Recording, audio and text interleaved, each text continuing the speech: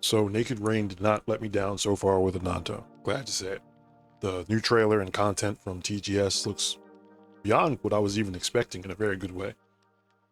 Today though, I'm just going to focus in on what excited me the most, as it's been my biggest hope for all of the recent open world adventure games in the anime space. And that is open world adventure gameplay instead of 99.9% of gameplay being in a flat circle for 30 seconds to a minute.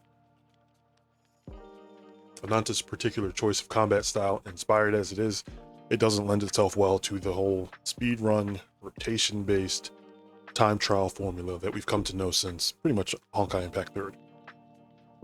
The combat in Ananta reminds me of the Arkham series, Sifu, Saints Row, Prototype, and of course, GTA, Spider-Man, and Uncharted. Now, the standout features to this style of combat is that it's very dynamic. It's rarely the same fight twice, even if you play the same section over. The hand-to-hand combat, for one, is focused on timing and direct one-on-one interaction, rather than sweeping up all the mobs in screen-filling animations, So it's less about flashy numbers and DPS and more like an interactive action movie. And as with any action movie, the environment plays a huge part in the draw of the scene and the excitement of it. Takedowns like dunking people into trash cans or kicking them off of various surfaces, pulling objects nearby to use as weapons. It's like all of these things require the environment, and they just don't work well in a flat, empty circle. It also directly flies against the idea of a DPS rotation, as rarely are you going to even be able to repeat the exact same fight, let alone guarantee an extremely specific clear time. Now you combine that with a variety of weapons that would also be way too overpowered in a confined space with no cover or other interactive environment elements. Weapons like sniper rifles, rocket launchers, machine guns, vehicles with various mounted weapons and other weapon options. The gameplay is going to take a severe hit to excitement if they lock the player into a circular platform with no environmental engagement. So ultimately, this hints to me that we'll be finally getting an open world adventure game where most of the gameplay is actually open world adventure gameplay. I didn't even mention the stealth elements and team options. And I just couldn't be happier to see it. See, the early 2000s into the 2010s was one of my favorite eras in gaming because of how common games like this were. And I showed that in that other video. I'll link it in the description or at the end here. But this has been my biggest request for open world adventure games like Wuthering Waves and Genshin. It's bringing the actual gameplay to the open world and bringing the open world to life. The games are missing the adventure part because the relevant gameplay never has you venturing out into the world. The long-term gearing systems, they present this persistent opportunity for open world activity. I've done a number of videos about that as well, but it's fine. It just seems that those games don't really want to go in that direction. So I'm just glad to have that hope, at least for me as a player, in the form of Ananta and others upcoming games, it seems like. It's just I've lost all interest in optimizing the same 30 seconds to 2 minutes of gameplay over and over in the same flat circle.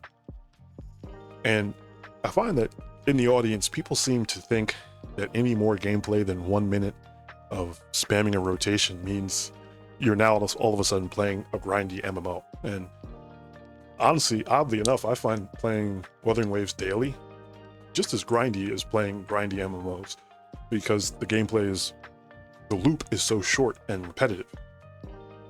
It's like all action RPG gameplay is the same.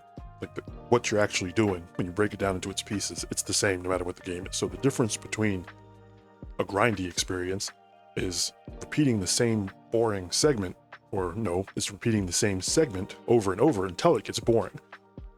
That's what makes it feel grindy. It's like killing a mob is fine. You do it in every single game. But it's having to stay in place, killing that same respawning mob thousands of times when it becomes a grind, even if you have to do it in 5 minutes. See, when I play WoWa for 5 minutes doing tacit fields, I clear the thing in less than 10 seconds. It takes about 2 moves, right? And then you reload, respawn, same 2 moves again. I can barely do that for even 15 minutes without my eyes wanting to bleed. In contrast, to show that, there's nothing wrong with WoW's gameplay itself. Back in like the 1.0 series, I used to repeat the OG Elusive Realm and Infinite Battle Simulation for hours, for no reason, just because it was fun. Each run taking like 5 to 20 minutes or more. And it's the exact same gameplay. It's just a more enjoyable loop because you got variety and a combination of all the different gameplay elements. It's not broken in such tiny little pieces. Especially Infinite Battle Simulation, because it really combines everything that's fun about Wuthering Waves into one 5 to 15 minute experience. You've got your character power progression, map navigation and exploration, collectibles to find, all sorts of enemies to hunt, challenging bosses. You're actually in the incredible open world, which is probably the reason you installed the game. And then you have the replay value and the variety. And the experience is not oppressively long, but it's not so short that you can actually sink your teeth in. The actual end games feel like extremely tiny, distinct slices of the best parts of a good game, right? It's like having your favorite cake, but it's being fed to you one tiny crumb at a time.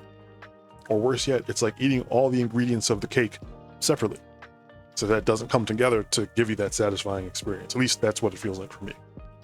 Now, to me, those two modes, the Elusive Realm and Infinite Battle Simulation, those should be the actual end games. Like if I wanted to show someone everything that was great about WoW, I would put them into the Infinite Battle Simulation. That's everything in the experience that you can like flying around, navigating the map, finding stuff, etc. That's the whole experience. TOA, even the holograms, they just feel like they're parts of the Infinite Battle Simulation. Now, I'm sure I'll keep asking for an actual open world end game in my favorite open world game, but I think I'm in the minority, it looks like, and that's fine. But it's also why I'm glad to have hope in the form of Ananta, and maybe even some future games as well. But it does not seem that Ananta will even lend itself well to that locked in a box optimizing a rotation formula for 10 to 30 seconds. It looks like you're meant to be out and about on an adventure, so I'm excited to see if and how they can pull it off. But what do you think? Let me know your thoughts in the comments below. What do you think of the combat and what it might mean for gameplay loops? What would you like to see from future gameplay, not only in Ananta, but in other upcoming games in the space? I look forward to reading your thoughts. Thanks for watching, and I'll see you in the next one.